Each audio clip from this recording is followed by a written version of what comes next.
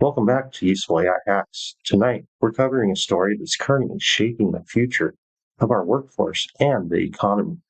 In a recent interview, Geoffrey Hinton, often known as the Godfather of AI, issued stark warnings about the economic impact of artificial intelligence. If you think about it increasing productivity in many, many industries, that should be good. The reason it's bad is because of the way society is organized, so that Musk will get richer and a lot of people get unemployed. Some economists say these big changes always create new jobs. It's not clear to me that this will. These are big companies run by serious people, and presumably they wouldn't be putting all that money in unless they thought they could get a return on it. There's some ego involved. They want to be the ones to do it first, even if it's going to kill us all. The obvious way to make money out of it, apart from charging fees to use the chatbots, is by replacing jobs. The way you make a company more profitable is replace the workers with something cheaper. And I think that's a big part of what's driving it. I mean, one thing I should say is that this is sort of uncharted territory. We've never had things almost as smart as us, which we have now, or things smarter than us, which we'll have soon. We've had things in the Industrial Revolution that got more powerful than us, but we were always in charge of them. You know, a steam engine is just a lot more powerful than a horse, but we control the steam engine. If you got unemployed because you used to do ditches, now you have to do something else, you could get a job in a call center. But now those jobs are all going to go.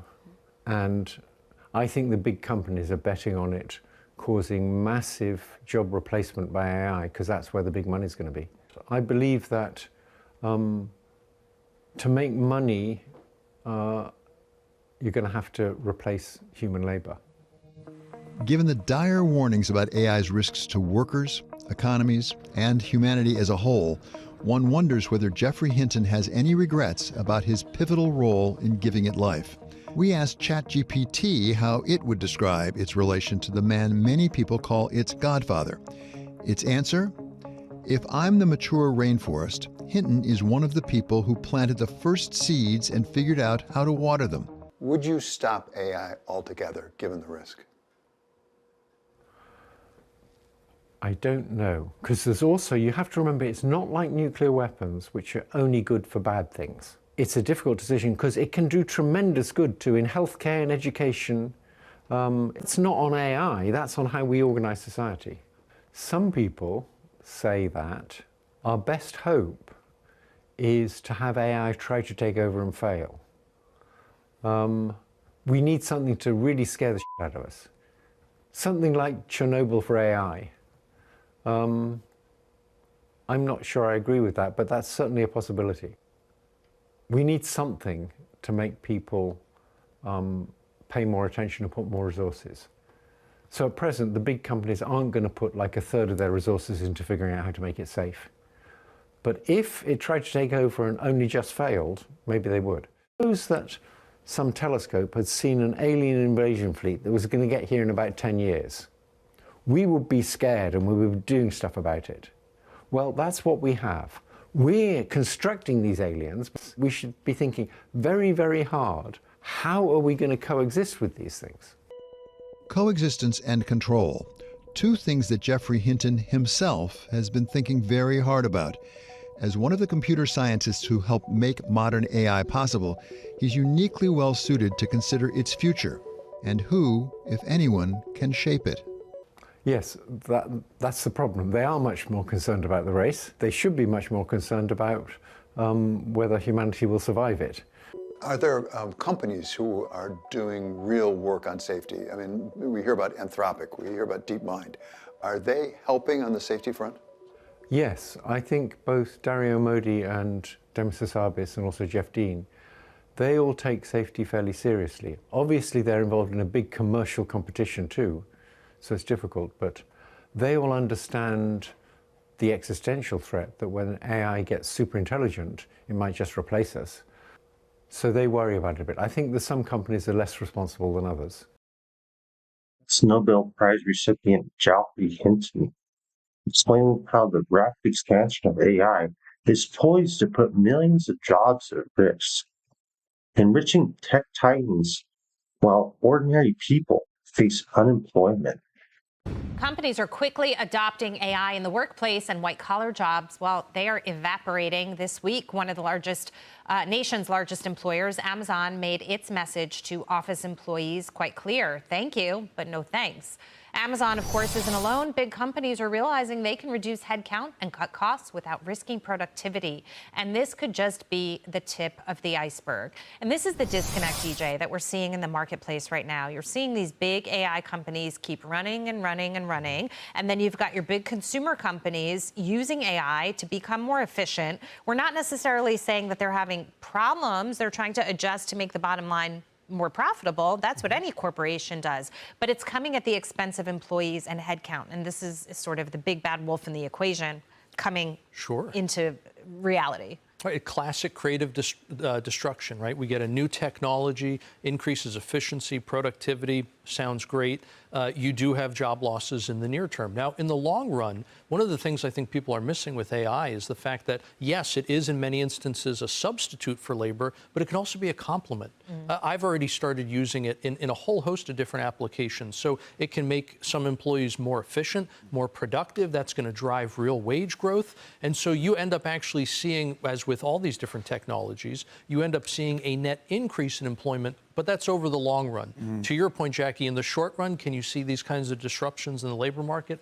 Absolutely. Is this, Brian, part of what is driving that fear that we were talking about earlier? The fear of young people and older people, but people across the board to want to embrace AI because they start seeing headlines like this and say, whoa, it's probably only going to get worse from here. Well, there's reality, and the reality is there's going to be displacement. Then there's the layer of ideology people put on reality, which is you've got displacement. This is the ill of capitalism. Therefore, we must abandon capitalism. That's the part that I get concerned about because I think people are buying that narrative. I think one of the problems is, a lot of this is hitting college graduates. It's not the tech. It's not the trades worker or the Votech school or whatever. This is hitting the college grad. And I think colleges, among the many lies they have sold for a long time, one of them was come to college, run through the system, get your stamp, and you are entitled to a job. And that has been a destructive model because these kids I studied finance, therefore I should get a finance job. No, you had an opportunity to study finance, but if your school was not supportive of where finance is going, it's not going to help you get a job.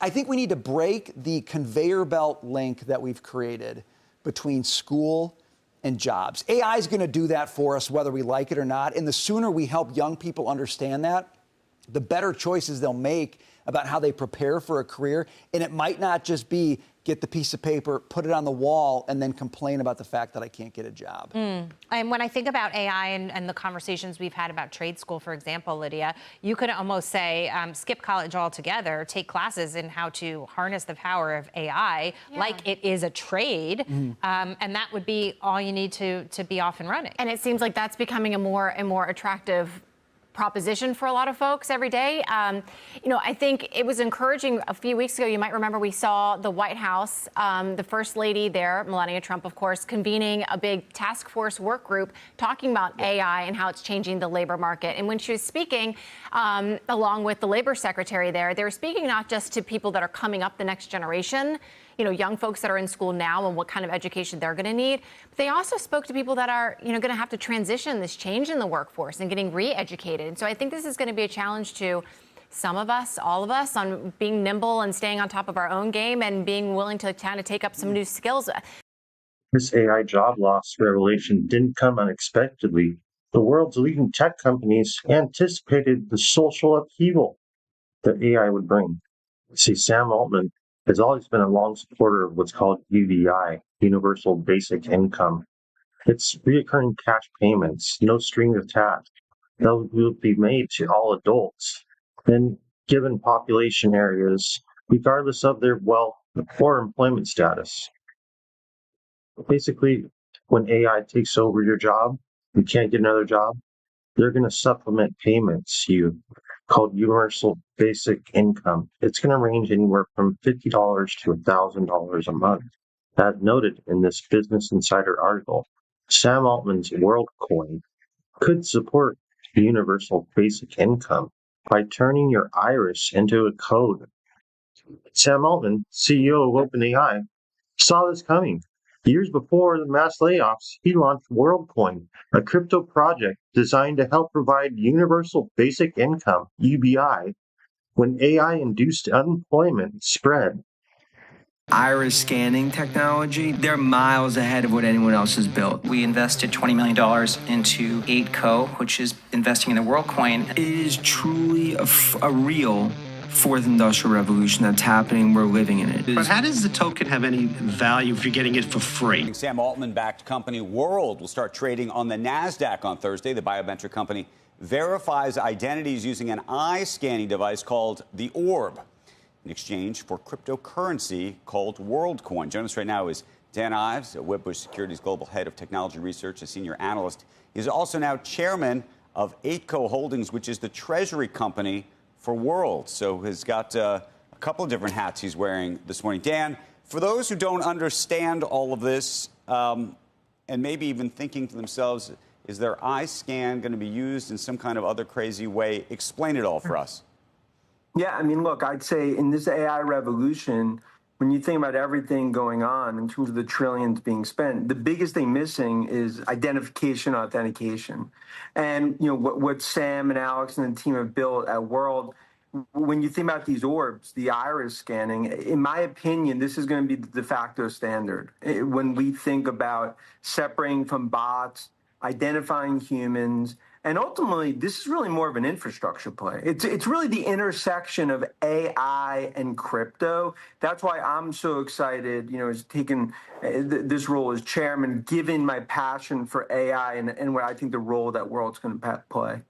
So I believe it's the most secure platform there is in the world relative to, you know, the zero knowledge trust and the way that this has actually been built. You know, I've done the scans myself, and you think about today, 15 million have actually gone down this path, and I believe it's going to be on the path to 100 million and more, because in the future, in the world of AI, I think a ceiling ultimately on AI growth, I mean, about all the LLMs and all the trillions being spent in data centers, is going to be authentication, identification. And that's why we're so passionate, you know, in terms of, you know, this treasury, and really focused on World. It's everything Sam and the team has built, and that's why I'm here. And I think, you know, I think Sam and the team, they saw the future, because as we go toward robots and you go toward more and more bots, especially in this AI world, that's something that the only true way in terms of identification, authenticate is going to be iris scan. Now, I believe more and more tech platforms are ultimately going to adopt this, and that's why we're doing this now. Because this is still, I kind of view where this is almost where NVIDIA was in 2022, Palantir 2022, relative to as we go into this authentication layer of AI. And that's why I'm just so excited, as someone that's so passionate as a tech analyst, this intersection of AI and crypto and the iris scan. And that's why I would believe it's actually the safest one out there. And in the future of AI, this is going to become the de facto standard when it comes to identification. I think they skated to where the puck's going. Now you're going to see more and more signing up for this, and then it creates a network effect. And that's why we're so excited in terms of making this bet on World. The pace of automation accelerates. These early warning signs and the response from industry leaders may prove pivotal to the way we rethink jobs, wealth, and fairness in tomorrow's AI economy. So what do you think? Is UBI via crypto WorldCoin the solution? Or is it just another tech experiment, a way for them to get your most precious credentials, your retina scans? Well, one thing's for sure, AI is coming, and the only way to get ready for it is to educate yourselves. So that's why we need to talk about something right now.